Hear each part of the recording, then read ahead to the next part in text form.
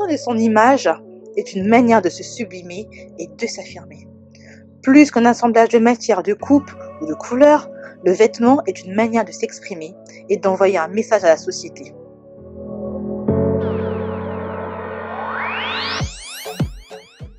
Encore faut-il envoyer le bon message, celui qui correspond à la personne que nous sommes au fond de nous.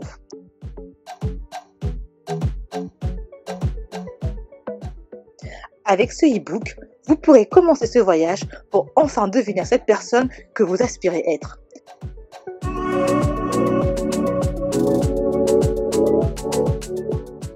Laissez-vous guider avec bienveillance et boostez profondément votre confiance en vous. Bonne lecture!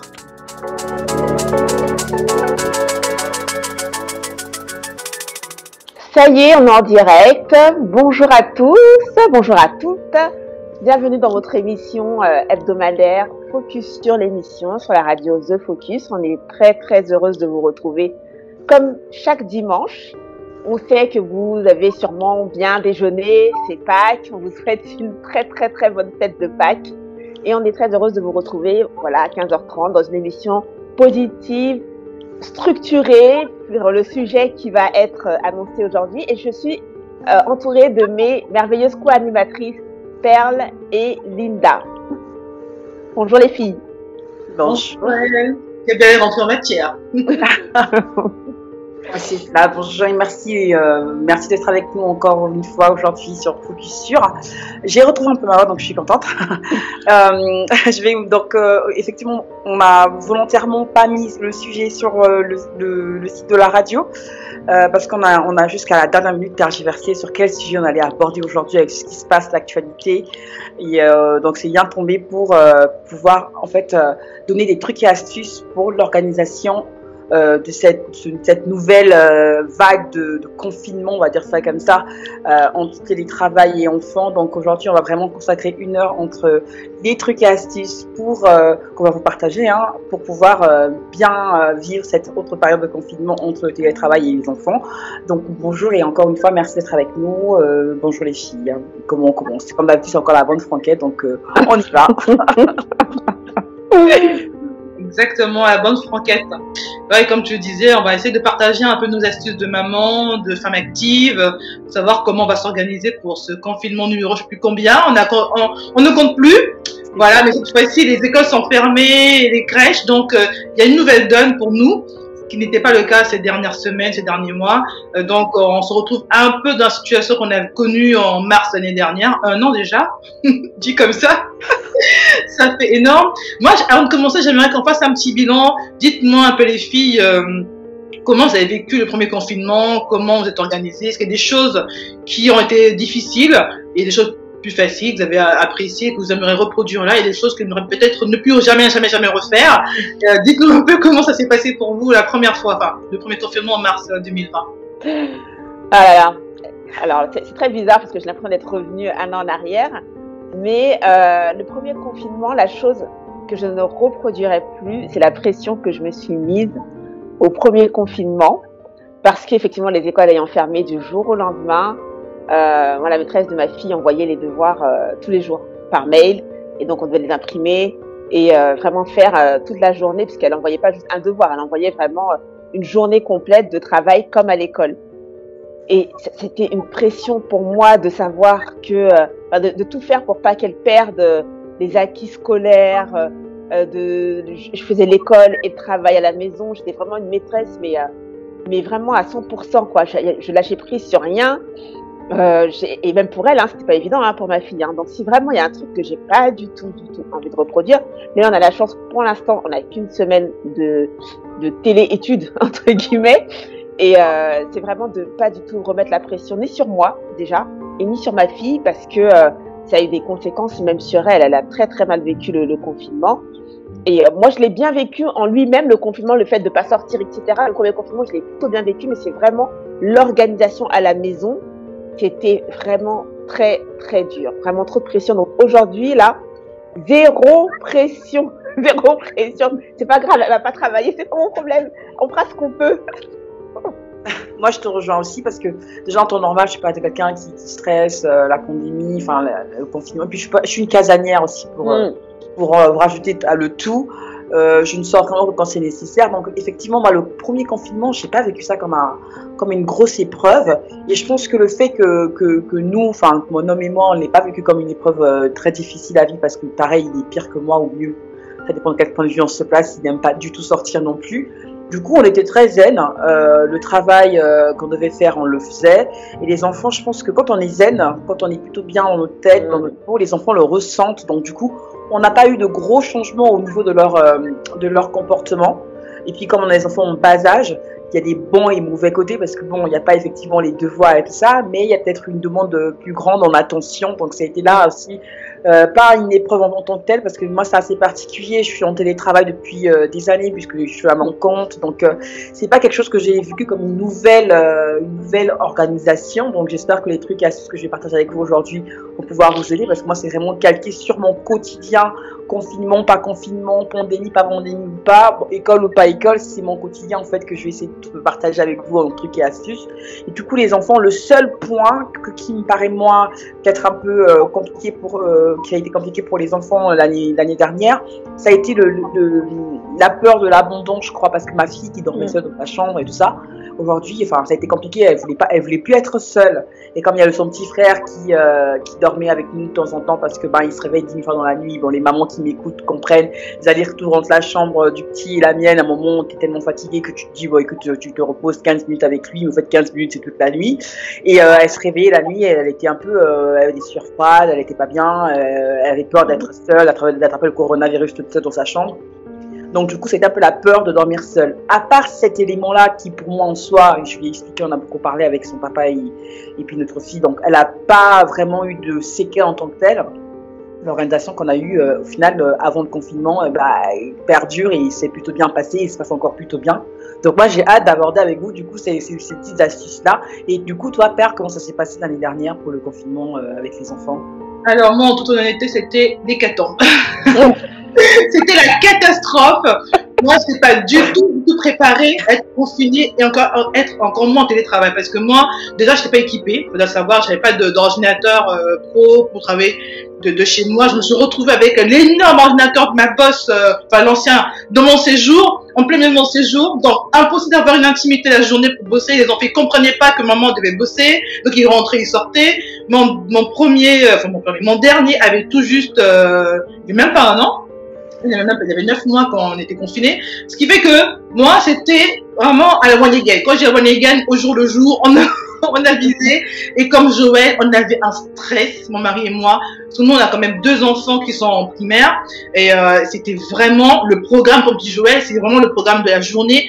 À la minute près, de telle heure à telle heure, tu fais ça, après c'est la pause, après ça. Et on devait rendre des devoirs, nous. Ouais. Ramener à l'école tous les jours. Et puis, quand on faisait pas, on se faisait rappeler alors par la directrice, par mail, par machin, plus. Une fois par semaine, des visios de télé, machin, quoi.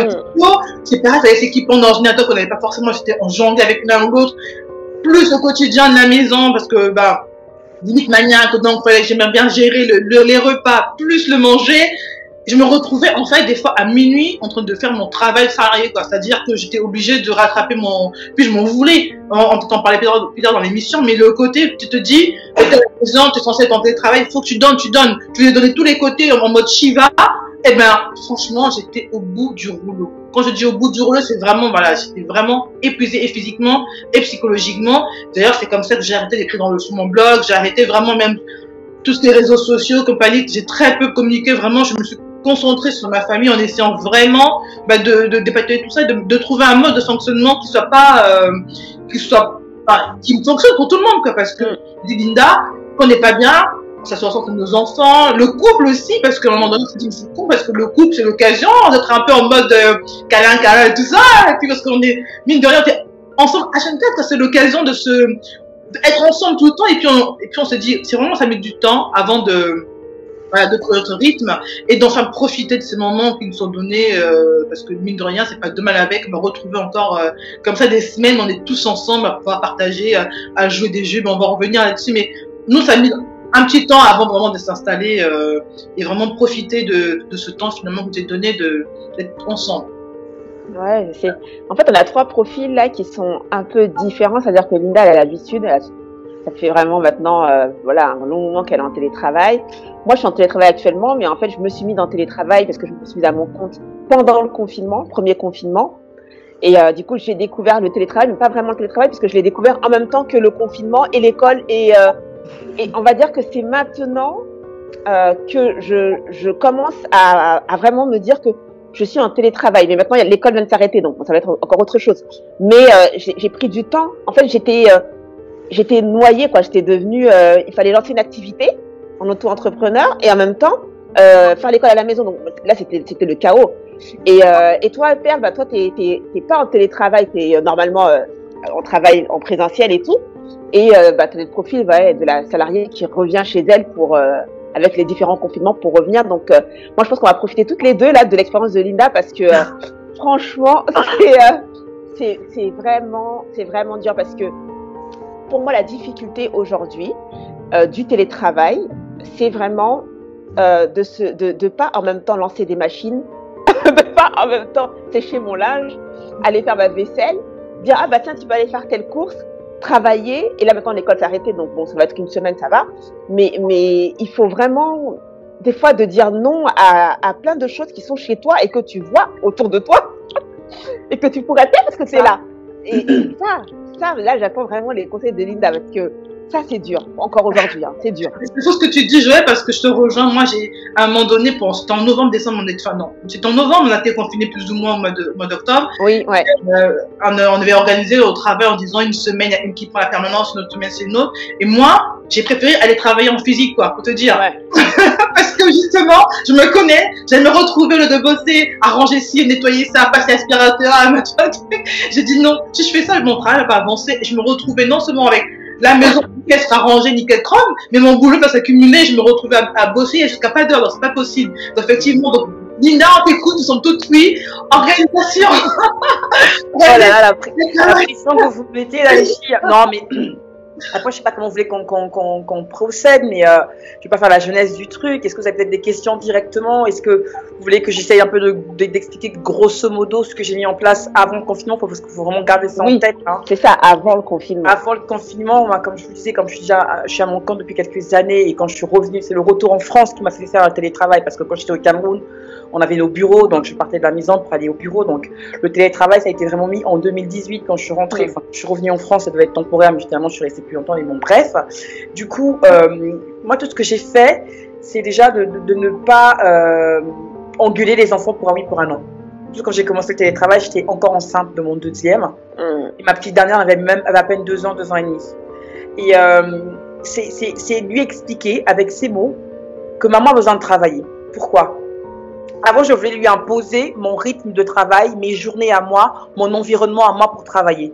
Je me suis rendu compte que c'était double peine pour elle et donc double peine pour moi aussi parce que je m'en voulais de ne pas lui donner ce qu'elle voulait. J'avais l'impression de la délaisser parce que voilà, j'avais pas de temps pour elle. Ce que j'ai fait, je suis allée dans son univers à elle pour jouer, pour qu'elle, quand elle joue à côté de moi, parce qu'elle voulait être à côté de moi. Les enfants, c'est ça, ils veulent être à côté de nous pendant qu'on travaille. Qui sont en bas âge. Donc, ce que j'ai fait, c'est moi qui me suis adaptée à son environnement. Je ne l'ai pas emmenée à mon bureau, là où je travaille de la maison. Je suis allée dans sa chambre avec mon ordinateur portable et je la regardais jouer. J'étais à côté, il y avait une présence, elle était contente, elle jouait. Elle m'arrêtait de temps en temps, maman, regarde ce que je fais, maman, machin. Pourquoi je parle de son environnement à elle? Étant petite, à 2 ans et 2 ans et demi, il y a encore, bon, normalement, sa chambre, la chambre de l'enfant, est sécurisée. Tâches prises, machin, c'est déjà mis.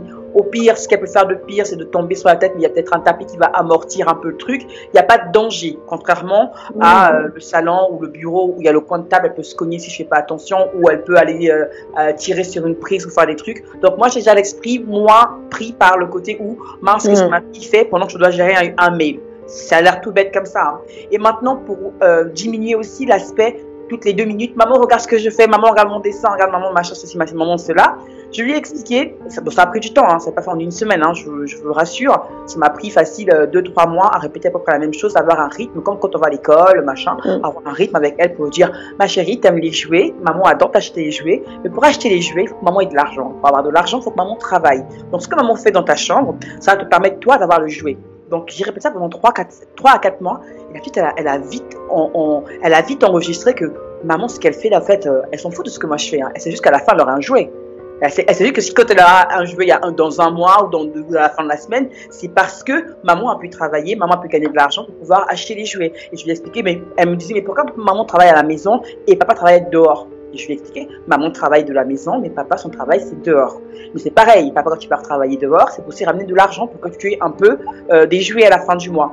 Donc elle a enregistré le truc, maman va travailler maintenant, va travailler, parce que comme ça, moi, j'aurai plein de jouets. Tout le monde y trouve son compte. Et donc, du coup, aujourd'hui, là encore, 3, 4 ans, enfin 2 ans plus tard pratiquement, même un peu plus, et je remercie aussi mon homme pour ça, je ne vais pas rentrer dans le détail du partenaire, mais mon homme aussi étant entrepreneur, il comprend l'importance que j'ai moi de travailler dans mon coin pendant 1 heure, pendant 2 heures, et là pendant que je vous parle, toutes les émissions de radio que je fais à la maison, je fais un hommage à lui, ils s'enferment avec les enfants loin de là où je suis. C'était une organisation qu'on a mise tous ensemble. C'est pas contre la vie d'un tel. Tout le monde y trouve son compte. Ma fille, elle, depuis ce matin, elle me dit, maman, dépêche-toi pour l'émission, tu vas être en retard. Parce que dans sa tête, elle a intégré que maman travaille pour gagner de l'argent et qui dit argent, dit les jouets. Bon, elle a le droit, hein. Tout le monde y trouve son compte. Et du coup, elle est moins lésée, elles se sont moins lésées. Elle n'a pas le côté où, ouais, tu travailles tout le temps, j'ai pas le droit d'eux. Ça, c'est pour la partie. Après, il y a aussi la partie ménage. Je peux enchaîner, mais si vous avez des questions, n'hésitez pas. Non, mais c'est super intéressant. Moi, je trouve là, d'aller se mettre dans l'univers de... Moi, la mienne, elle est déjà grande, elle vient d'avoir 11 ans.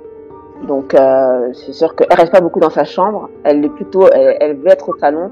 Mon bureau est au salon, donc. Mais quand même, c'est pour les mamans qui ont des enfants en bas âge et qui s'inquiètent effectivement du petit qui va dans toutes les pièces là, qui va mettre les doigts dans les trous des prises. Ça, c'est notre hantise, ça. Surtout quand t'entends pas de bruit, tu sais qu'il y a quelque chose, une catastrophe qui se prépare. C'est ça. Ça, et donc, ça, franchement, j'y avais pas pensé du tout. Aller installer, parce qu'en général, on pense plutôt le contraire. On cherche à prendre un bureau isolé de tout ce que l'enfant fait, parce qu'on dit on a besoin de notre concentration. Mais la concentration d'une maman, elle est vraiment, impactée par ce qu'elle imagine que son enfant peut faire pendant qu'elle non mais ça, par contre, alors là, pour le coup, c'est une vraie astuce. J'y ai pas pensé, franchement, chapeau. Merci. Et l'émission, en plus, je rebondis sur ce que tu dis, Joël, l'émission qu'on avait faite justement avec Perle, l'importance d'être dans le moment présent. Ouais. Vous voyez, je sais pas si oui, tout à fait, je me rappelle. Qui nous écoutent, n'hésitez pas à aller revoir cette émission-là. Une des astuces que moi j'avais trouvée aussi, c'était justement pendant cette période-là, c'est que moi je n'éprouve plus la pression de travailler genre 3 heures, 2 heures d'affilée concentrée sur une chose. J'ai appris à travailler à fond pendant un laps de temps court et que je répète. C'est-à-dire que je peux travailler à fond pendant 30 minutes. Et pendant 30 minutes, j'aurai la productivité d'une personne, enfin, de ce que je faisais avant en 1 heure, par exemple. Et pendant 30 minutes, et je fais des coupures comme ça, parce que pour toutes les 30 minutes, je m'arrête pour aller voir les enfants, pour parler un peu avec eux, et puis je reviens. Ça me fait pas mal aussi, moi, de déconnecter un peu, d'aller boire un verre d'eau, de faire un truc juste qui me permette de sortir un peu la tête de l'ordinateur et de faire autre chose pendant peut-être 5-10 minutes. Après, je replonge 30 minutes plus tard à fond. Je ne fais que ça. Oui, je vois la saleté quand les enfants ont mis le bazar après le petit-déj ou après le déjeuner, les couverts ne sont pas rangés, tout ça, machin. Ça ne me stresse plus comme avant. Je sais que ça va être fait à un moment donné, c'est juste que c'est pas le moment. Là, je suis dans la demi-heure où je vais être à fond dans ce que je dois faire. Et donc, quand j'aurai terminé ma petite demi-heure de travail ou mon heure, là, je vais m'occuper de ce qui me dérange parce que j'ai aussi un côté un peu maniaque. Mais même ce côté maniaque-là, je l'ai un peu baissé. Et puis encore une fois, j'en reviens encore au conjoint. Je suis un homme qui aime bien faire le ménage. Donc, vous voyez, c'est pas le truc de me dire si c'est pas fait, ce sera jamais fait. Au moment où je pense à le faire, lui, il est déjà en train de le faire. Donc, ça me permet de faire aussi autre chose, de préparer le linge, de mettre le linge à sécher, des trucs comme ça. Parce que ça fait partie aussi de l'organisation. Quand on est en télétravail, il y a le travail en tant que maman aussi qu'on doit gérer. Et si c'est pas fait, on a la pression de se dire, mais qu'est-ce que les enfants vont pouvoir porter demain? Qu'est-ce qu'ils vont pouvoir porter, manger même ce soir? Il y a tout ça aussi qui nous travaille, mais c'est vraiment repartir voir l'émission, de vivre l'instant présent et d'avoir ces petits moments à fond où on fait une tâche en particulier. Si on peut pas faire 5-6 choses en même temps, faire une tâche en particulier à fond pendant un laps de temps assez restreint, ça permet de pouvoir baisser un peu la pression sur une tâche que vous devez réaliser. Tu vois ce que tu dis d'avoir comme ça comme des sessions, en fait on est à fond sur une tâche précise et moi ce que j'aime bien faire en complément justement, alors pas forcément comme tu fais toi, mais moi j'aime bien lister, j'adore les to-do list, moi j'ai besoin de savoir ce que j'ai à faire avec une estimation un peu du temps que ça me demandait pour gérer un peu ma journée ou ma semaine, pour éviter de paniquer, de stresser, de me dire, oh là là, j'ai pas fait ci, ça, machin, tu vois. Au moins, te dire, voilà, j'ai ça à faire, qu'est-ce qu'il y a d'urgent? Bien, ça. Une fois que c'est fait, j'ai moins de pression. Justement, avec des sessions, je me dis, bon, là, j'ai fait ça. Ça peut attendre, je peux le faire plus tard, ou carrément même quand c'est possible, clairement excusé, parce que des fois on se fait des to-do list à rallonge qui servent à rien. Mais en tout cas, sur le travail, en général, je fais vraiment des listes et je me vois même des petits rappels en me disant, ah, tu fais ci, tu fais ça pour ne rien oublier, parce qu'il y a ça aussi, hein. Je sais pas si vous avez vécu ça aussi, mais quand il y a beaucoup de choses à faire, on peut oublier des fois des choses importantes. On se dit, part tellement dans tous les sens que, voilà, se poser, se dire, voilà, j'ai ça à faire et comment je le fais et planifier, voilà, planifier les choses. Pour être moins dans l'urgence, moins dans le stress et moins dans le too much, le trop qui nous fait péter les plombs. C'est ça. Ouais, non, mais c'est ça, franchement. Ça, c'est vrai parce que la to-do list, elle est bien et en même temps, elle est piégeuse, quoi. Non, mais vraiment, des fois, c'est un piège parce que tu t'écris plein de trucs, puis je regarde à la fin, je vois que j'ai barré 3 trucs, puis il reste 7 trucs, et je me dis, mais zut! Je me dis, voilà encore une journée qui est fructueuse. Mais en fait, c'est vrai que de se dire, 3 trucs, mais est-ce que c'était les priorités? Si tu as fait les priorités, après, c'est vrai qu'il y a des choses qui peuvent être mises au lendemain et ça, c'est sûr, sinon on peut pas tout faire. Et en plus, surtout quand on est comme nous, hein, vous nous écoutez tous et on est là sur The Focus le dimanche, mais ça se contente pas qu'au dimanche. C'est l'entre très facile. Et on a des activités, on travaille, donc c'est sûr que c'est pas évident. Moi, il y a un aspect aussi des choses où souvent, après je suis maman solo, donc c'est aussi ça. C'est aussi de responsabiliser les enfants, quoi. Pas quand ils ont 5 ans, la mienne elle a 11 ans, donc voilà, quand ça commence à avoir 10 ans, 9, 10, 11 ans, on peut regarder à peu près parce que moi j'étais une maman qui fait quasiment tout. Et je me suis dit, non là, ça va pas être possible quand je me suis retrouvée seule, je me suis dit, ça va pas être possible cette façon de faire là. Donc j'ai regardé ce qui pouvait lui revenir, entre guillemets, et c'est des petites choses toutes simples, hein, franchement, son petit déj le matin, maintenant elle le fait seule. Là, elle commence à aller toute seule à l'école. Donc, plein de choses à chaque fois. J'essaie de regarder. Plus elle avance, plus je dis non, ça c'est bon, je peux lâcher. Elle le fait. Elle sort les linges de la machine. Elle les sèche pas, mais quand la machine finit de tourner, elle sait les sortir. Elle ouvre le tambour, elle sort les linges, quoi. Et à un moment, je me dis, mais il y a aussi cette solution de pas être Wonder Woman là, et Shiva comme elle a dit ça, et de dire, attends, qu'est-ce qu'elle peut faire? Et je sais pas pour l'exploiter parce que souvent on va dire ouais mais c'est pas le rôle des enfants et tout. Si attends, je suis désolée, sortir le linge de la machine ça va pas la tuer. Ou même aller descendre, aller acheter une baguette, aller acheter du pain. Maintenant c'est bon, il y a des choses qu'on peut aussi lâcher et remettre un peu sur l'enfant. Moi je trouve qu'elle responsabilise aussi. Et puis ça fait aussi partie d'un travail d'équipe. Faut pas oublier ça aussi, c'est qu'on vit tous dans la même maison et qu'il y a un travail d'équipe. Et quand on est maman, notamment pour les mamans solo, c'est moi j'en ai qu'une, il y en a qui ont des mamans solo de 3, 4, 5. Je crois que y a aussi à observer sur quoi on peut lâcher prise et ce que les enfants peuvent faire à leur niveau, quoi. Ah non mais clairement. Parce qu'en plus tu parles du fait que on est souvent on a peur de nos enfants des tâches, mais rappelle-toi souvent qu'ils sont à l'école au centre de loisirs, on leur apprend déjà la crèche à ranger. Ah mais tu sors un jeu, tu finis tout à fait. À la maison c'est le même principe. Nous justement pour nos confinements, au bout des 2 premières semaines, j'ai instauré ce qu'on appelle le conseil de famille. Donc, on se met tous ensemble. Et à un moment donné, j'ai sonné après la récréation. J'ai dit, écoutez, maman, elle va péter les plombs. Voilà, que tout le monde met du sien. Qu'on commence un peu à distribuer des tâches, les uns les autres, le conjoint, hein, le partenaire, il doit aussi le faire. Mais les enfants, je pense que il n'y a pas d'âge. Hein. Je pense que le gamin de 2 ans, tu peux lui dire, tu finis, tu ranges. Ouais, chacun à son niveau, hein. Oui.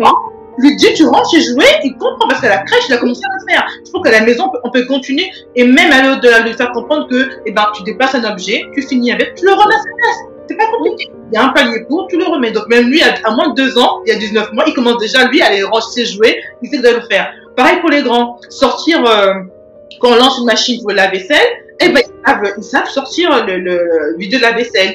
Ils le remplissent. Moi, systématiquement, ils mettent le couvert, ils débarrassent, ils remplissent la vaisselle. Alors, moi, je l'ai instauré pendant le confinement parce qu'effectivement, à force de tout faire, c'était pas gérable, quoi. En plus, à tous les repas, il fallait passer un coup parce qu'il y avait des miettes partout, des trucs. Il m'a dit, vous pouvez balayer, même si c'est pas super bien fait, même si c'est pas clean, c'est pas grave, vous passez un petit coup. mais au moins le plus gros effet visuellement, bah, c'est moins propre. Et puis moi, en fin de semaine, en fin de journée, je passe vraiment le gros ménage avec tout le pataga, enfin la serpillère et compagnie. Mais vraiment déléguer, ça c'est une très très bonne idée. On parle pas des grands esclaves, hein, parce que bientôt on va nous avoir la de dire c'est quoi ces mamans. Non, je pense que c'est aussi une manière de leur apprendre la vie, hein, parce que faire pour eux, c'est pas une solution non plus. C'est ça. C'est vrai, c'est une éducation, hein. Mais t'as raison sur le truc de si c'est pas bien fait, avec les miettes qui traînent encore un petit peu, c'est pas grave. Parce que aussi, nous, on peut avoir une tendance à dire, si c'est pas fait comme nous, on aimerait que ce soit fait, alors on intervient. Donc il y a vraiment ce côté aussi de lâcher prise sur le fait que ce soit pas fait exactement comme nous on l'aurait fait. Et ouais, c'est vrai, complètement. Et puis moi, si j'aimerais bien aborder aussi l'aspect, enfin je vous rejoins sur tout ce que vous dites effectivement, mais je voudrais aussi aborder l'aspect mental. Il faut qu'on arrive à se dire, après à relativiser, je sais que c'est un mot qui est facile à dire, mais il faut qu'on arrive à relativiser sur plein de choses. C'est important, mais il n'y a pas mort d'homme, en guillemets. Je veux dire, je ne parle pas de la pandémie, je parle du fait de travailler à la maison avec les enfants. C'est stressant parce qu'on n'a pas encore intégré le fait que c'est aussi chez eux, hein, c'est leur maison aussi, ils ont le droit d'y être. Après, je ne veux pas rentrer effectivement dans le côté si c'est une grande maison ou pas, si vous avez la chance d'avoir un jardin, si c'est un appartement ou pas. Ça, effectivement, ça compte pour beaucoup, parce que effectivement si on est dans un 20 mètres carrés, qu'on est 4 ou 5, c'est compliqué, le bruit, tout ça machin, mais je pense que c'est aussi important de faire ce travail-là mental, d'accepter que ok, je vais passer plus de temps avec mes enfants, avec mon mari, on va juste devoir trouver le bon rythme, chacun son rythme, parce que de la même manière qu'ils peuvent eux nous porter, enfin nous embêter en guillemets de travailler, nous aussi, on peut aussi les embêter parce que je dis n'importe quoi, au moment où j'ai envie de faire ma pause, j'ai envie de mettre la musique à fond et alors qu'il y en a un qui veut dormir. Donc c'est aussi une manière de juste remettre les choses à plat dans la famille, trouver son rythme et son équilibre au sein de la famille quand tout le monde est présent. Parce que quand on travaille à l'extérieur, on se voit en général entre midi et 2 si les gens rentrent prolongés, ou le matin au moment de partir, et puis le soir quand ils rentrent. Au tout et pour tout, dans une semaine, on passe quelques heures ensemble éveillés, mais pas toute une journée ensemble. Et il faut juste dédramatiser le fait que purée, ils seront là toute la semaine, toute la journée. Comment je vais faire au téléphone? Moi, pour le coup, la boîte pour laquelle je travaille, qui est à Paris, parce qu'en plus de mon activité d'entrepreneur, je suis aussi salarié, je passe beaucoup de temps au téléphone parce que je prospecte, je suis dans le commercial, voilà, je fais de la prospection, j'appelle des responsables RSE, des directeurs, bref, j'ai des personnes au téléphone. Et j'avais au moins au début la crainte de me dire, mon petit bébé va parler, ils vont faire du bruit, comment je fais? Donc je voulais, moi, ce que je faisais à tort, je sortais de la chambre, je l'enfermais, il pleurait, lui c'est pas grave, ça a duré 2 minutes, il pleurait, je partais au téléphone, parler à des personnes qui ne me connaissent ni d'avant ni d'Ève et qui parfois n'ont pas le temps de me parler tout de suite, me disent de rappeler plus tard. Et quand je me suis rendu compte que le travail à Paris, ce travail-là, il est important, mais il n'est pas plus important que mon enfant, que la santé de mon enfant. C'est-à-dire que toutes les 2 minutes, le voir pleurer parce que je pars, il ne comprend pas que maman s'en aille pendant 5 minutes, me laisse et je reviens. Je me suis dit non, en fait, non, ce que je vais devoir faire, c'est non seulement de dédramatiser le fait que si on entend mon enfant au téléphone, ce n'est pas grave, je suis maman, on en parle de confinement, d'accord, je suis en télétravail, c'est aussi son droit d'être chez lui. Donc, je n'ai pas à faire que mon enfant se taise pour parler à une personne. Bon, évidemment, s'il gueule tout le temps, je ne vais pas pouvoir l'entendre. Donc, ce que j'ai fait, j'ai coupé la poire en 2. Je préviens, je fais des signes à mon fils. Là, c'est quand il était encore vraiment tout bébé. Hein. Là, il a compris que maman travaille, donc il ne faut pas qu'elle parle. Mais je faisais ça, j'essayais de lui donner un truc pour qu'il puisse vraiment s'occuper. Et je prévenais, c'est ça le plus important, je prévenais la personne au téléphone que bonjour, Linda Kouvama, je suis désolée, je suis en télétravail et j'ai un nourrisson. Il y a de fortes chances qu'ils veulent aussi participer à la conversation. Et ce qui est marrant, avant de le faire, j'avais peur de la réaction de la personne. Je me disais, et là, ils vont râler, après c'est les directeurs RSE, ça va remonter à la direction, ils vont pas être contents.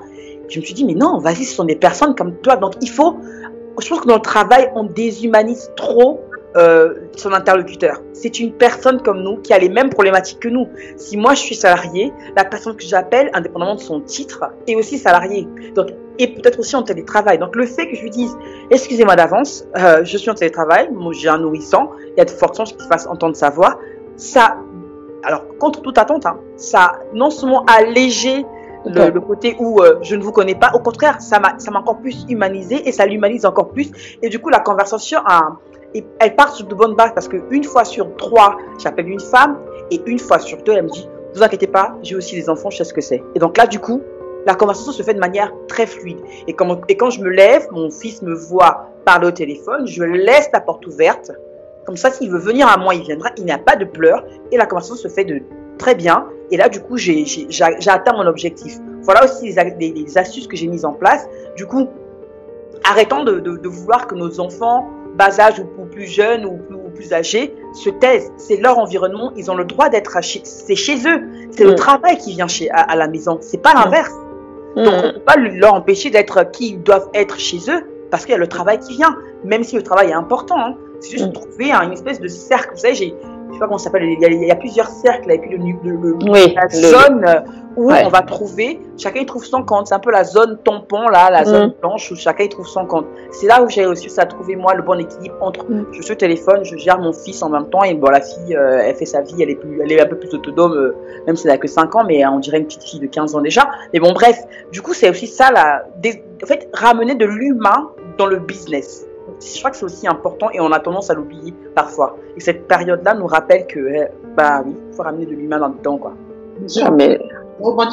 Pardon, Joël, tu voulais y aller? Non, vas-y. Oui, parce que effectivement, je pense que ce qui est vraiment apparu avec le dernier confinement, même là, de plus en plus, c'est que les employeurs ont compris, bon, peut-être pas tous, hein, malheureusement, dans la presse, on a encore quelques échos d'employeurs pas très, on va dire, normaux, ou humains, pas comment le dire, mais en tout cas, la plupart ont compris que derrière chaque employé, femme ou homme, dès qu'il y avait des enfants, une cellule familiale, il fallait prendre encore cet élément pour avoir les meilleurs salariés, les meilleurs éléments possibles. Et je sens une prise de conscience, une souplesse. Pour mon exemple, par exemple, dans le premier confinement, tout le monde en télétravail, c'était compliqué. J'ai une partie, comme je suis assimilée fonctionnaire, normalement, nous, fonctionnaires, comme on n'a pas droit au chômage partiel, sur le papier, j'aurais pu faire du télétravail tout le temps. Sauf que, je suis désolée, à un moment donné, j'ai dit à ma responsable, mais moi, c'est compliqué. J'ai un nourrisson qui doit passer nuit, j'ai 2 autres enfants à gérer. Quand il y avait l'école à la maison, plus ou moins, mon mari était plus ou moins là. Il a dû reprendre le travail plus tôt. Je me suis retrouvée seule avec les enfants, les 3. À un moment donné, j'ai pas pu. Et j'avais droit à ce qu'on appelle des ASA, aux autorisations spéciales d'absence. Je les ai demandées. Cette fois-ci, d'elle-même, elle me l'a proposé en me disant, ça va être compliqué. Sur ces jours-là, on va s'organiser de prendre ces jours. Je sens déjà une autre dynamique, une prise de conscience en disant effectivement que de toutes les façons, télétravail avec des enfants qu'il faut gérer, on ne peut pas être à 100%. On va être honnête, on donne le meilleur de soi. Après, comme Linda, on peut s'organiser, qu'on a l'habitude, vraiment qu'on arrive vraiment à avoir comme ça des billes pour le faire. Moi, je suis comptable. Dans les chiffres, si à un moment donné, je suis pas, on va dire, absolument concentré sur ce que je fais, mais je vais faire n'importe quoi. Si je me trompe de zéro, là, problème à la fin pour les comptes. Mais je sens vraiment cette dynamique de prise de conscience que s'occuper des enfants, c'est un vrai travail et pas des moindres. Mais c'est important pour leur bien-être parce que tu as dit, Linda, mais les enfants, je suis désolée, pour eux, l'environnement est chamboulé. Parce que c'est pas normal de se retrouver enfermé comme ça, c'est pas normal de se retrouver coupé de ses copains et copines maîtresses du lendemain, d'avoir ces chamboulements de vie, on est censé être là pour eux. Et je pense que pour être là pour eux, le travail quelque part, il faut aussi qu'ils s'adaptent. Hein. À un moment donné, on n'a pas le choix, c'est une période exceptionnelle, donc il faut que tout le monde s'y mette du sien, y compris les employeurs. C'est ça. Ouais, non, mais c'est important ce que tu dis parce que là, moi je suis à mon compte par exemple. Et ce qu'a dit Linda, c'est un truc que je m'imaginais pas faire en tant que salariée, mais qui m'arrive de faire depuis que je suis à mon compte, parce que je suis souvent en live, donc en direct avec des clients. Et ma fille, il arrive que des fois, elle a besoin de manger. Alors au début, je commence à lui faire des signes, genre. Puis après, je dis excusez-moi, il y a ma fille. Et des fois, elle rentre même et elle fait un coucou, tu vois. Mais c'est vrai que en tant que salariée, je sais pas si j'aurais eu cette présence d'esprit comme Linda, de faire ça, de le faire rentrer, parce que je me serais dit, je représente quelqu'un d'autre, je représente mon employeur. Comme tu as dit, les premières réflexions de ça va remonter à la direction, qu'est-ce qu'ils vont dire, etc. Et là, comme j'ai pas ce truc-là de je représente quelqu'un d'autre, et que les gens savent de toute façon que je suis à mon compte et que je travaille chez moi et que etc. Donc j'ai plus de facilité, mais le fait là, c'est vraiment dédramatiser, humaniser le truc, c'est vraiment super. Et comment les filles vous gérez quand même la partie on va dire enthousiasme du travail. Tu vois, des fois, on se levait quand même, on s'habillait, tu portes ta belle robe et tout, tu sors, tu vas au travail. Et toute cette partie-là, le travail, c'est pas vraiment s'asseoir devant l'ordinateur. Il y a aussi tout ce qui va avec le travail, c'est la vie sociale, le fait de se faire belle, etc. Est-ce que c'est quelque chose que vous arrivez à faire encore si vous travaillez à la maison, se lever le matin, prendre un minimum, bon, je parle de la douche et tout, etc. Oui, mais quand même s'habiller, même se maquiller. Est-ce que c'est quelque chose que vous arrivez à faire? Bon, il faut que je rebondisse dessus. D'abord, avant de répondre à la question que j'adore, Joël, une petite parenthèse aussi sur le fait que ça remonte à la direction et tout ça. Moi, je crois que je crois beaucoup dans la, comment dire, dans l'honnêteté dans les relations. Ce que je fais, être entrepreneur, je le répète et je le redis tous les dimanches, mon employeur, pour tout vous dire, c'est un ancien employeur avec qui j'ai gardé des relations, qui sait que je suis sur mon compte depuis plus de 5 ans, 6 ans maintenant. Il le sait. Et quand j'ai gardé des relations avec lui, quand je suis partie au Cameroun, quand je suis revenue en France, à la base, je devais être prestataire sur une courte durée. Donc, il sait que il connaît mon activité à part. Donc, c'est quelqu'un aussi, c'est aussi un hommage que j'avais envie de lui rendre, c'est pas pour lui jeter des fleurs, voilà. C'est quelqu'un de très pragmatique. C'est un entrepreneur comme on n'en fait plus. Moi, je ne connais pas beaucoup de gens comme lui, en tout cas de son mindset. Il est très pragmatique. Et moi, je suis pragmatique, on se comprend. Il est en mode, Linda, tu vas commencer un truc, on va commencer ensemble, on va refaire du chemin ensemble. Si le fait de faire ces missions-là, parce que je le redis encore sans prétention aucune, les missions que j'ai pour cette entreprise-là, elles demandent en moyenne 15 à 20% de mes compétences. Compétences professionnelles. Du coup, il m'a dit, si tu t'ennuies au bout de 6 mois, au bout de 3 mois, tu te barres. Si au bout de 3 mois et 6 mois, ce que tu fais comme travail, comme résultat ne me plaît pas, on arrête là aussi. Dès le départ, on savait déjà où on allait aller. Il sait que je suis à mon compte, donc du coup, et il sait pourquoi je ne suis pas sur Paris, pourquoi je ne vis plus en Île-de-France, parce que moi, le métro boulot dodo avec les enfants, je ne veux plus de ça. Tu auras beau me payer 100 000 euros, je ne remonte pas en Île-de-France, parce que la qualité de vie que j'ai connue ces 4-5 dernières années, avec un niveau de vie, franchement, je n'ai pas à me plaindre.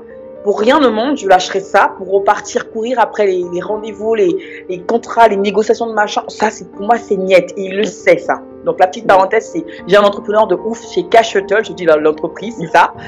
Il y a très peu on va dire, d'entrepreneurs ou de gens qui pensent comme ça, du moins en France. Après, dans d'autres pays, j'ai déjà vu. Mais en France, il est très pragmatique. Que tu sois sur place ou à distance, si tu n'as pas envie de bosser, tu ne bosseras pas. Si tu bosses mal, tu bosseras mal, que tu sois dans les bureaux ou ailleurs. Petite parenthèse. Maintenant, la question que tu as évoquée, Joël, j'adore. Les femmes qui nous écoutaient, même messieurs, franchement, moi, le télétravail, comment vous dire ça, c'est une excuse de plus pour être sur mon 31 tous les jours. Si sur les 22 jours de travail pour la boîte de Paris que je prends par mois, et pour mes propres activités aussi, disant, moi, je veux dire, les week-ends, je connais plus, moi, honnêtement, les vacances aussi, je connais plus, je m'en plains pas, je m'ai pas mis comme ça. S'il fallait que j'attende d'être dehors pour être bien, pour m'être un peu bien, je vais attendre très longtemps, parce que moi, je sors pour faire les courses, pour me balader un peu vite fait, voir mes parents. Donc, tous les matins, pour moi, le travail, mon bureau, c'est dans ma tête, je sors de mon environnement, je sors de la Linda femme, en guillemets, pour prendre mon scaphandre, en guillemets, de pro. Donc, comment est-ce que je voudrais être en face d'une personne? C'est la moindre des choses, c'est d'être propre. Donc, je m'habille comme si j'allais sortir, comme si j'étais en entreprise avec d'autres personnes. Parce que je considère que mon travail est une entreprise à part entière et c'est le cas. Donc, je peux avoir des gens, surtout surtout les samedis, dimanches, là, comme on fait là, je peux avoir des gens au téléphone, sur Skype. Donc, pour moi, c'est par respect aussi pour elles. Donc, je ne peux pas me dire, attends, je prends 5 minutes, j'arrive. Non, je suis déjà prête. Moi, je suis déjà en mode, c'est ma tenue de combat, moi, si vous voulez. Donc, prendre soin de soi en confinement, j'ai envie de dire, c'est encore une raison supplémentaire, quoi, de ne pas se laisser aller par le fait qu'on soit à la maison et de rester en pyjama toute la journée. Ça peut arriver une fois ou deux par semaine, ça m'arrive, mais pas tous les jours, quoi. C'est non. Il faut prendre soin de soi, ça fait du bien au mental et du coup on travaille mieux. Et du coup on gère mieux le stress aussi, je pense. Ouais. Je sais pas si non, mais c'est complètement vrai parce que ça m'arrive aussi d'être franchement en pyjama et tout, voilà, deux fois même 3 fois par semaine. Là, c'est une période un peu compliquée pour moi sur le plan personnel, donc j'avoue que c'est un peu chamboulé, mais en tout cas, quand on s'habille le matin, même pour télétravailler, c'est pas pareil. Le travail n'est pas pareil, ta posture devant l'ordinateur n'est pas pareil, ta façon d'appeler les clients n'est pas pareil. rien n'est pareil. On se dirait, mais non, mais c'est que des vêtements du rouge à lèvres ou quoi que ce soit. Non, c'est vraiment, comme tu as dit, c'est comme une armure qui dit, un peu comme un policier, j'imagine, ou un pompier qui met son uniforme. Ouais, c'est la même personne, mais il est revêtu d'une mission tout d'un coup, tu vois. Et ben moi, c'est pareil. C'est vrai que quand je m'habille bien, je me coiffe bien et je me mets à l'ordinateur, non, c'est une autre journée. C'est pas du tout pareil. L'efficacité n'est pas pareille. La façon d'appréhender les choses n'est pas pareil. Je suis professionnelle, beaucoup plus, en tout cas, on va dire, que quand je me dis, non, aujourd'hui, attends, il y en a marre, je laisse mon peignoir et tout, ça va, c'est bon. C'est ça. Je laisse mon peignoir. Mais c'est trop marrant parce que la petite anecdote aussi, moi, mes enfants en bas âge, tous les matins, ils sont habillés en mode je sors. Ils sont en jean, ils portent des chaussures à totale comme maman en fait. C'est-à-dire que maman, moi je me mets jusqu'au talon chez moi. Hein, je m'habille. Non, mais tu mets les talons. Ah non, moi je mets les chaussures quand j'ai en plus, je suis congolaise, donc bon, je reprends aussi, même, voilà. Mais la petite boutade comme ça, mais non, c'est jusqu'au bout. Il faut respecter le vêtement guillemets. Donc, si j'ai une tenue qui nécessite des talons, je porte mes talons. Ma fille sait que je ne sais pas parce que je sors, c'est parce que maman va travailler. Donc, elle aussi, du coup, elle s'habille bien. Elle est en mode chaussure la totale. Là, je n'ai pas envie de la montrer, mais elle est habillée aussi. C'est dimanche pourtant, mais elle est habillée en mode je vais à l'école, alors qu'elle est à la maison. Son frère, c'est pareil. Ah oui. Donc, les enfants font aussi ce que. Parce que c'est nous, en fait. Comment on est dans la tête, ça rejaillit sur les enfants et du coup, ils sont heureux. Voilà. Je pense vraiment qu'il faut. Ça se trace beaucoup là aussi. Dans la tête. Bah, nous, pour ma part, déjà, bon, comme j'étais un peu en mix, j'étais en télétravail, mais j'ai quand même les jours de la semaine où j'allais physiquement au travail. Déjà, nous, par habitude, un peu comme chez Linda, on se lève. Petit déjeuner, grand max, on passe sous la douche, on est habillé. On traîne pas en pyjama dimanche, pas week-end, vacances ou pas vacances, on s'habille tous les jours. Donc déjà, la question ne se pose pas. Après, par contre, j'avoue que tout ce qui va être plus maquillage, compagnie, machin, bon, j'avais vraiment levé le pied. Au contraire, j'ai laissé ma peau respirer. Et des jours, si vraiment je peux me passer de maquiller, de mettre quoi que ce soit sur ma peau, je prenais, mais sans problème. Mais par contre, effectivement, j'ai terminé à m'habiller, quoi. Pas dire, c'est pas. Oui. Moi, c'est pas négociable, traîner en pyjama toute la journée. Déjà, je trouve ça un peu, pas crade, mais bon. Tant pis, je travaille avec la journée, toujours pas avec le soir. C'est un peu. Non, mais en fait, moi, le fois où ça m'arrive, en fait, tu prends ta douche et tout, mais tu décides de pas chercher ton vêtement ou ton maquillage. Par contre, je te rejoins complètement sur le truc du maquillage parce que je peux par contre m'habiller et pas me maquiller tout. Je trouve que ça fait du bien. Là, ça me fait économiser parce que ça coûte cher les fonds de teint de Lancôme. Et puis, on va faire une émission dessus, hein, s'il vous plaît, hein, un de ces jours. C'est ça qu'on a dit qu'on va parler pas bigoudi, tout ça, machin, mais il faudrait qu'on en fasse une émission sur ça. Ah ouais, oui, sur les, ouais, franchement, parce que déjà, ça coûte cher. Et c'est vrai que depuis le confinement, du coup, en tout cas, depuis que je suis en télétravail, j'ai économisé par contre pas mal de tubes de fond de teint, etc. Parce que c'est pas tous les jours, j'avoue, des fois, je laisse ma peau respirer tranquille. Je me dis, attends, ça va. Et puis du coup, il y a aussi ce truc-là de quand tu te remaquilles, bon, ça n'a rien à voir avec le télétravail, hein, mais quand tu te remaquilles, tout d'un coup, tu te redécouvres, tu te dis, oh ouais, ça faisait 3 jours que je me suis remaquillée, donc je suis belle, hein. Donc, ah ouais, je contrôle là. Non, mais il faut casser la routine. Mais c'est vrai qu'il faut garder quand même un rythme. On peut pas tout lâcher. Et je pense que ça fait du bien, comme tu as dit, Linda, dans la tête. Ça agit c'est pas que sur le corps, ça agit dans la tête de continuer à prendre soin de soi et avoir une routine quand même matinale de dire je me lève, je prends ma douche, je m'habille, quels vêtements je mets, etc.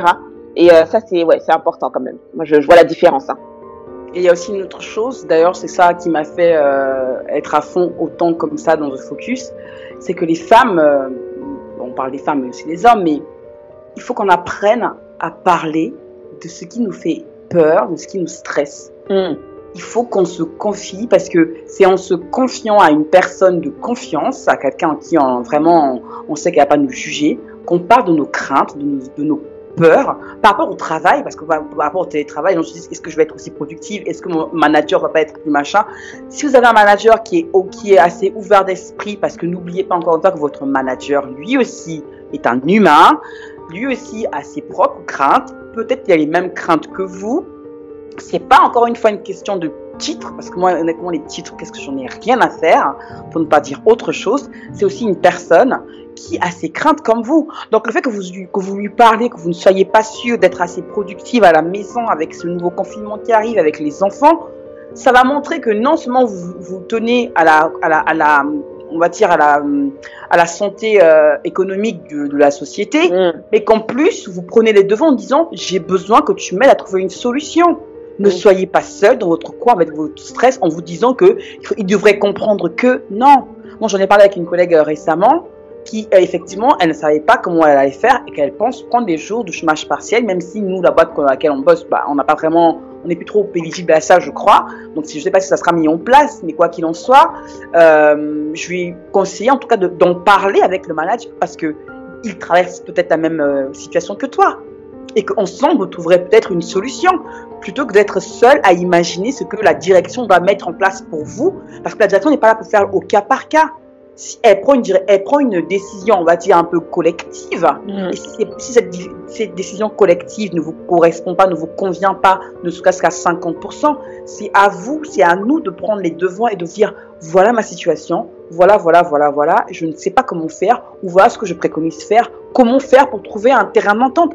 C'est aussi ça. Moi, je pense qu'il y a plein de problèmes qu'on pourrait s'éviter avec d'autres personnes, dans l'entreprise, ou avec soi-même, si on prenait le temps de mettre des mots dessus et de ne pas rester dans sa tête à se dire elle va comprendre. Non, si vous-même vous ne comprenez pas ce qui se passe dans votre tête, c'est pas la personne en face qui comprendra. Donc allez-y. Nous on donne des trucs et astuces aujourd'hui. Ça a marché pour moi parce que c'est une personnalité j'ai une certaine personnalité, parce que j'ai un certain mode de vie, parce qu'il y a plein de facteurs qui rentrent en compte.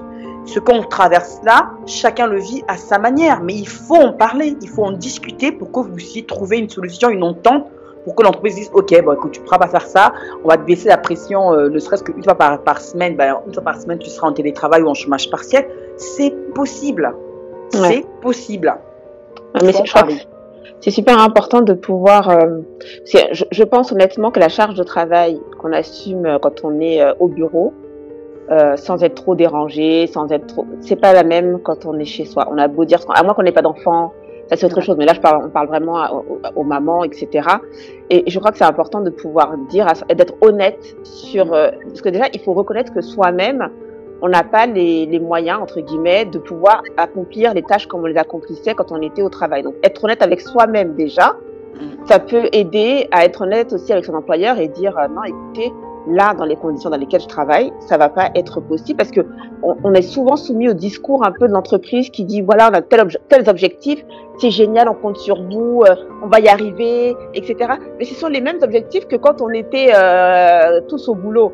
Et alors, peut-être que ne pas se sentir, comment dire, enfermé par ce discours et oser dire que d'accord, j'ai réussi à atteindre tel objectif l'année dernière, mais là, honnêtement, ça va être compliqué et je préfère devancer et être honnête plutôt que de saper son objectif et arriver à la fin et dire « Ah mais j'ai pas réussi ». Et ça, c'est vrai que c'est un super conseil de pouvoir être honnête avec soi-même déjà, avec ses propres capacités pour être honnête avec son employeur. Hein. Oui.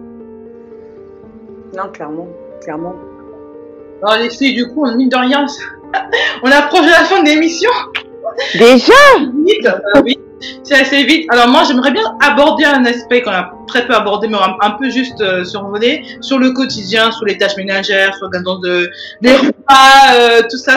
Parce qu'effectivement, j'ai bien compris, la semaine, enfin la journée, c'est vaut mieux s'organiser, trouver un temps pour l'activité salariée, essayer d'aller dans l'univers de l'enfant, comme a dit Linda, vraiment être, avoir l'esprit tranquille pendant que l'enfant est dans son univers et dans sa chambre, une salle de jeu, peu importe. Essaye de travailler, mais comment on gère le reste? Parce que mine de rien, la vie elle continue. Il faut tourner, faire tourner la maison, faire manger ce beau monde, et puis que tout le monde arrive quand même aussi à avoir un peu une vie normale entre guillemets, quoi. Parce que bon, pour ça, comment vos astuces pour faire tout ça? Pour moi, ce que j'ai appris en tout cas là après bientôt 1 an de télétravail, c'est les limites que je me mettais pas. Donc autant être honnête dessus, c'est-à-dire les limites. J'ai appris à me dire non, tu as le droit d'avoir des jours de repos parce que j'étais en mode 7 sur 7 quasiment, voire un après-midi par mois. En général, c'était le samedi après-midi parce que sinon ma fille c'est pas possible. Hein. Et j'ai appris à me dire non, tu as le droit. Et en plus, ça m'a aidé un petit peu, ça commence à m'aider à mieux définir mes priorités. Franchement, parce que du coup, je me suis dit non, tu as le droit de dire, et là donc j'ai décidé que vendredi, c'est pas vraiment un jour de repos, mais c'est plus un jour de réflexion sur quelles idées je peux avoir pour développer mon business, mais je mets pas de rendez-vous, je mets une séance à tout casser d'un client, mais pas plus, et le samedi, et de prendre le samedi, parce que dimanche, je travaille, je suis avec vous sur The Focus et je fais d'autres choses encore. Et de me dire, tu as le droit, en fait.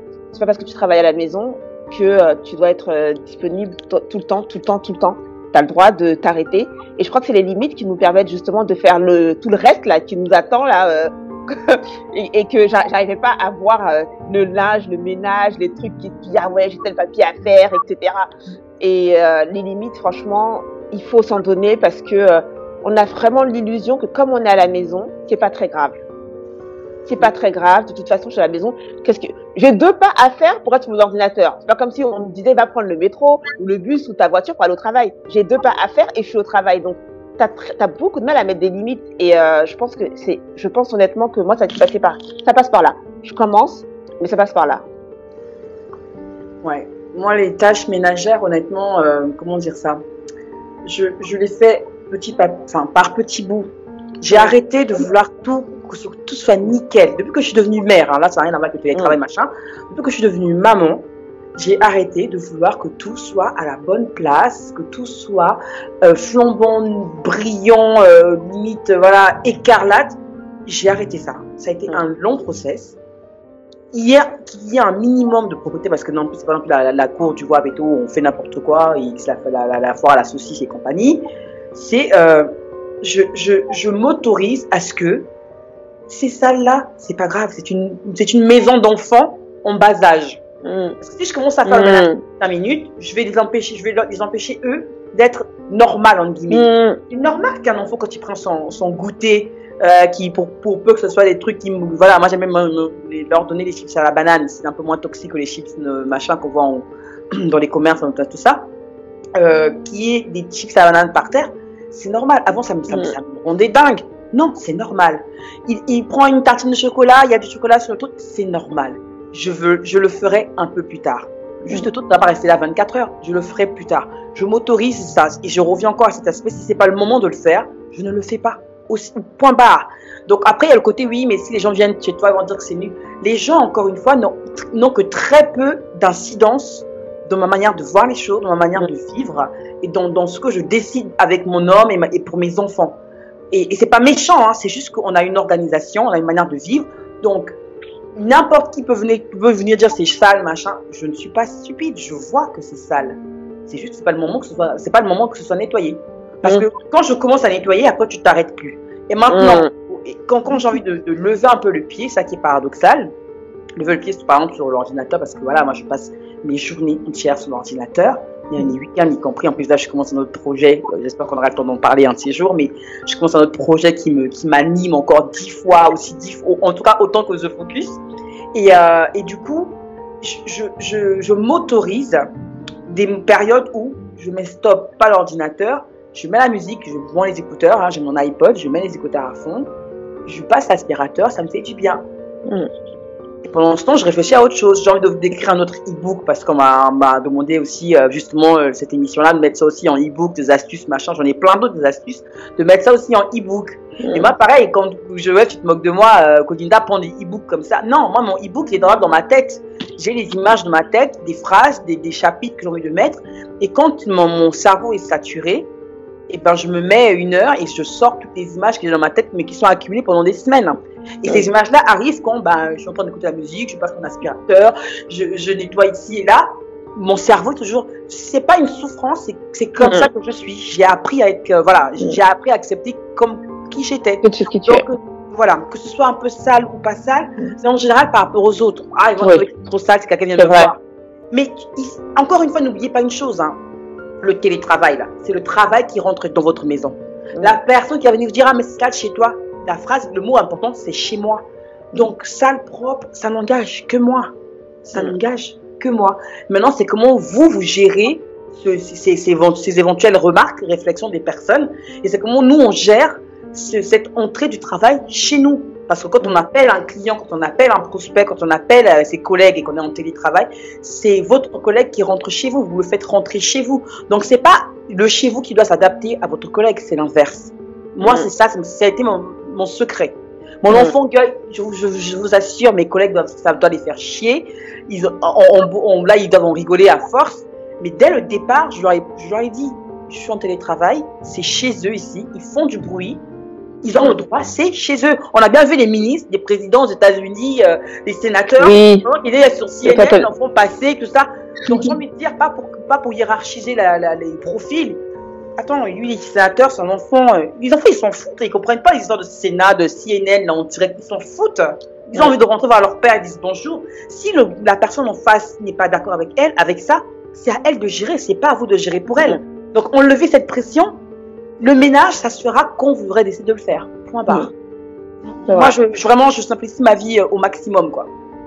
Ouais.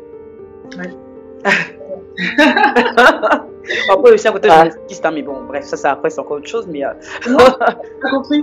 il y a aussi un côté où je m'en fous un peu de ce que les gens pensent, donc ça, c'est aussi autre chose. Mais voilà. Il faut avoir un mix à la fois du lâcher prise et. C'est ça.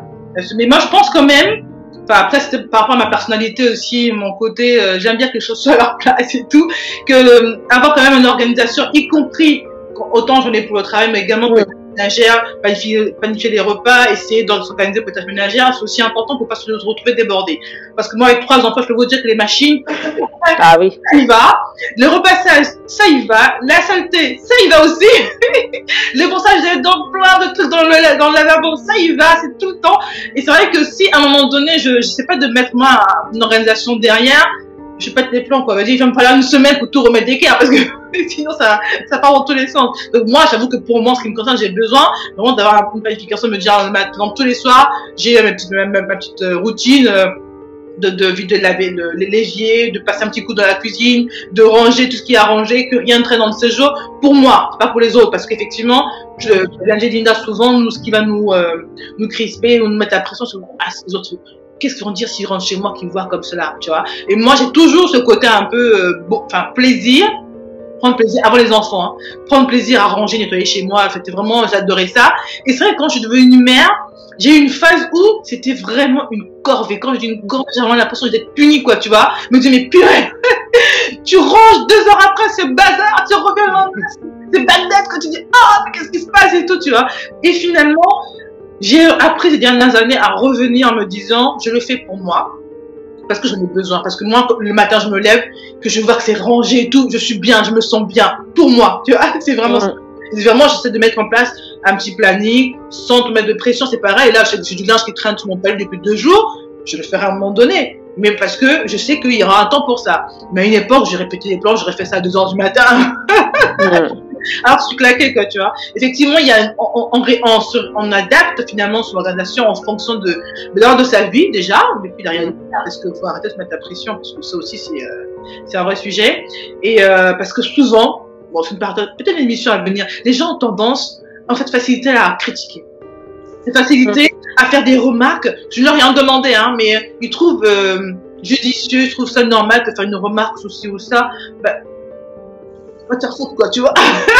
C'est toi, je connais pas mon rythme de vie, tu sais pas tout ce que j'ai à gérer, tu n'as pas à venir, parce que tu as vu un truc traîner par terre chez moi, tu sais pas pourquoi c'est là, et oui, ce sera rangé, ce sera nettoyé en temps en heure, mais c'est pas toi qui as décidé à quel moment, quoi, tu vois. Effectivement, ce côté aussi, prendre la distance et puis envoyer faire des gens qui se permettent des réflexions. C'est ça. C'est vrai. Chez soi. Non, mais c'est complètement vrai. Je pensais à un truc aussi pour il y a des femmes qui ont un travail qui demande un travail immatériel, entre guillemets. Moi, c'est mon cas, par exemple. Dans mon boulot, il y a des choses qui sont matérielles dans le sens où je produis quelque chose qui est visible. J'ai une séance, un mail à envoyer, des choses comme ça qui sont très visibles et des choses qui sont invisibles et que je ne rentrais pas, que je ne considérais pas comme si j'avais fait du travail. Par exemple, pour les missions que je fais, j'ai énormément de livres à lire, par exemple. Je peux en avoir j'en ai quasiment 1 toutes les semaines, voire des fois 2, ça peut arriver. C'est des choses, par exemple, que je ne rentrais pas dans « je suis en train de travailler ». Parce que j'étais pas assise à mon ordinateur en train d'envoyer un mail ou en train de faire un truc et qui était très immatériel, qui était la lecture, c'est écrit pour tout le monde, c'est un passe-temps. Tu vois ce que je veux dire? C'est très rare qu'on voit la lecture comme je travaille, je lis. Ah bon, à moins que tu sois éditeur ou des choses comme ça, mais en dehors de ça, c'est toujours rentrer dans le loisir ou pas. Donc moi, dans ma tête, par exemple, c'était un loisir. Enfin, ça rentrait dans le loisir. Mais en réalité, je travaille. Quand je lis un livre, en plus imposé, c'est pas moi qui le choisis. Donc un livre imposé, ça me prend du temps de lire 400-500 pages en une semaine. Des fois même en 3 jours. Donc, ça me prend du temps. Donc, et je me disais, mais ça, par exemple, tu ne le rentres pas dans ton temps de travail. Alors qu'en réalité, c'est un temps de travail. Et je culpabilisais quand je devais lire, par exemple, un livre par semaine et que j'avais pas le temps de faire autre chose à côté. Je me disais, t'as pas travaillé. Tu vois? Et c'est vraiment, je trouve que c'est notre perception du travail qui peut nous alléger l'esprit.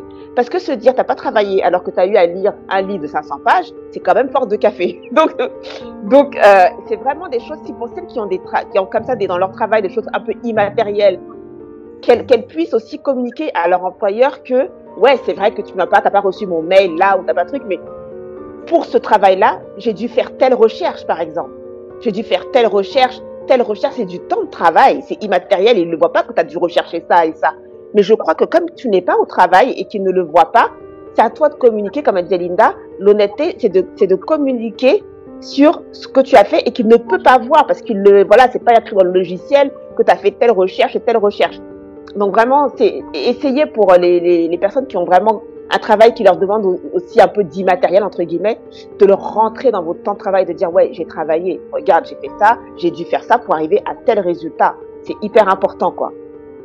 Non, mais clairement, c'est clair. Moi, j'adore tout ce qu'on aborde comme sujet parce qu'en fait, tout ce qu'on dit, j'ai envie de dire, ça peut faire l'objet d'une émission à part entière.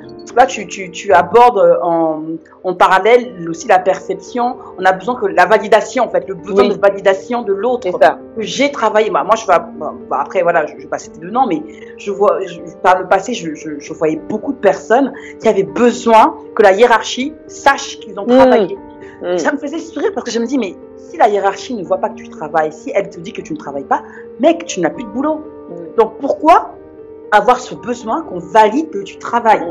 C'est deux choses. Soit tu as un gros manque de confiance en toi et de te dire, purée, il faut qu'il voit que j'ai telle compétence. Il faut qu'il voit que je sais faire ci. Il faut qu'il voit que j'ai réussi à faire ça en peu de temps. Il faut qu'il voit. Et ça, c'est un truc que j'étais très francophone. J'ai beaucoup vu ça en France. En Angleterre, en tout cas, c'est une question de productivité et de perception, comme tu as dit, je veux du travail. Ce que je peux faire en 2 heures, quelqu'un doit peut-être prendre 3 à 4 heures de faire, mais moi, je n'éprouverai pas le besoin d'aller dire à ma hiérarchie que j'ai fait ça en 2 heures. Où est-ce que Non, si j'ai appris à faire ça en 2 heures, ça me dégage du temps pour faire autre chose. Et à plus forte raison, je suis entrepreneur. Moi, mon premier travail, en guillemets, c'est au risque de choquer mon employeur, mais mon premier travail, et il le sait, ce sont mes projets. Donc, on a trouvé un accord pour se dire ce que je fais avec lui, et pour lui, j'ai les objectifs que je me suis fixés, je les atteins.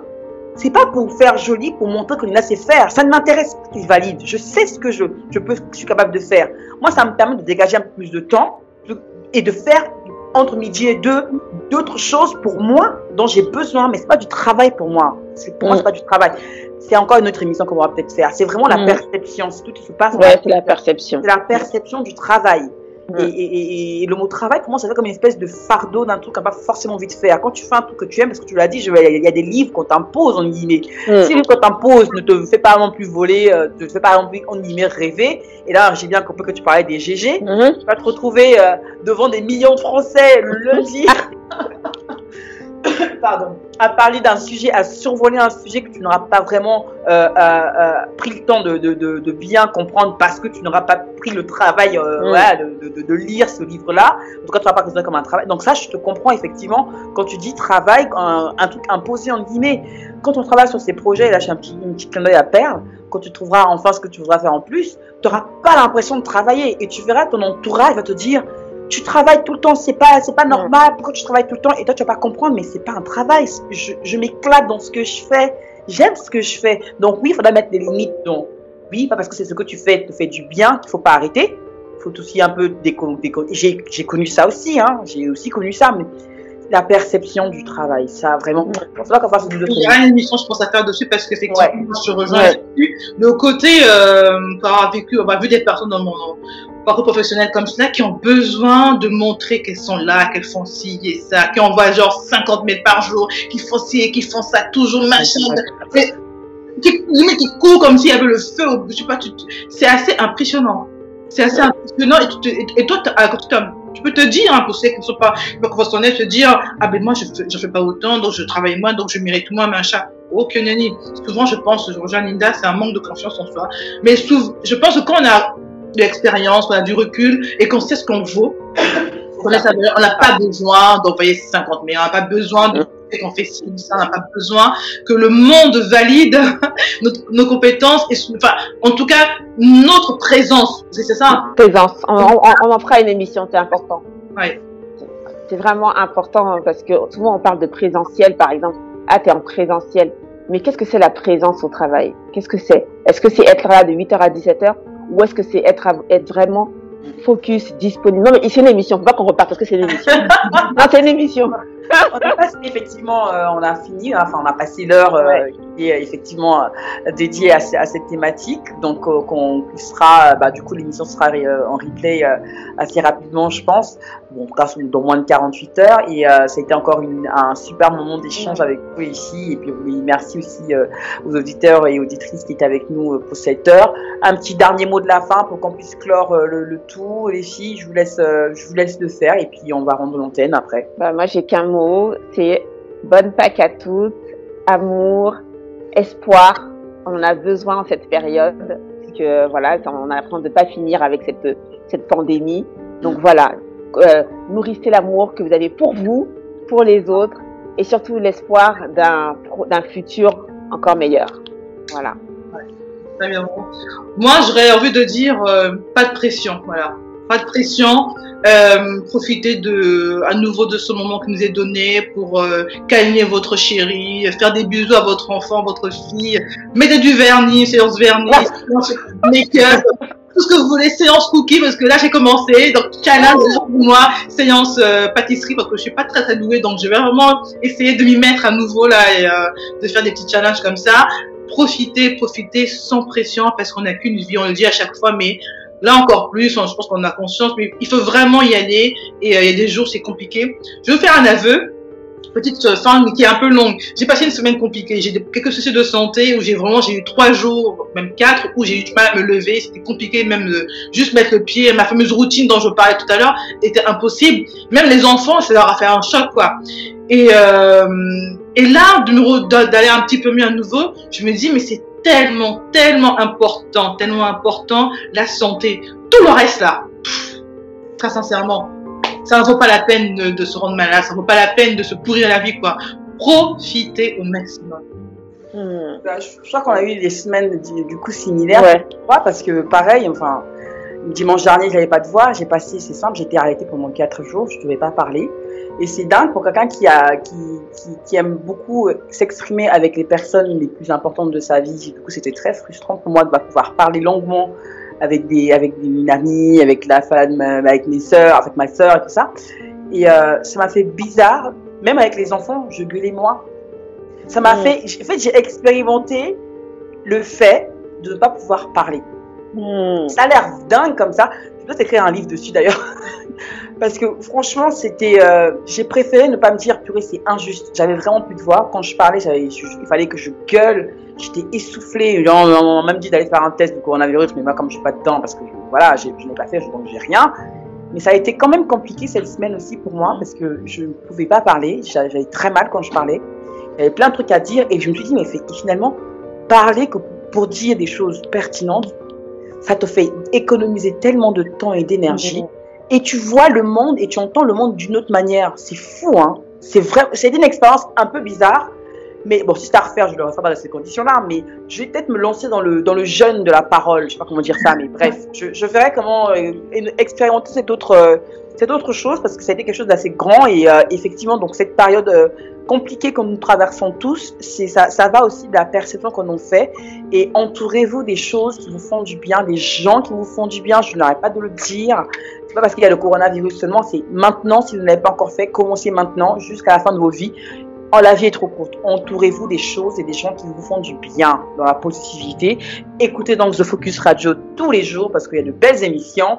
Allez-y lire nos e-books parce que Perle en a écrit un justement qui va vous aider à trouver votre style et à booster votre confiance en vous, même depuis chez vous en confinement parce qu'il y a un nouveau guide pour ça. Donc sur la boutique, oui, je fais notre pub, on est aussi là pour ça.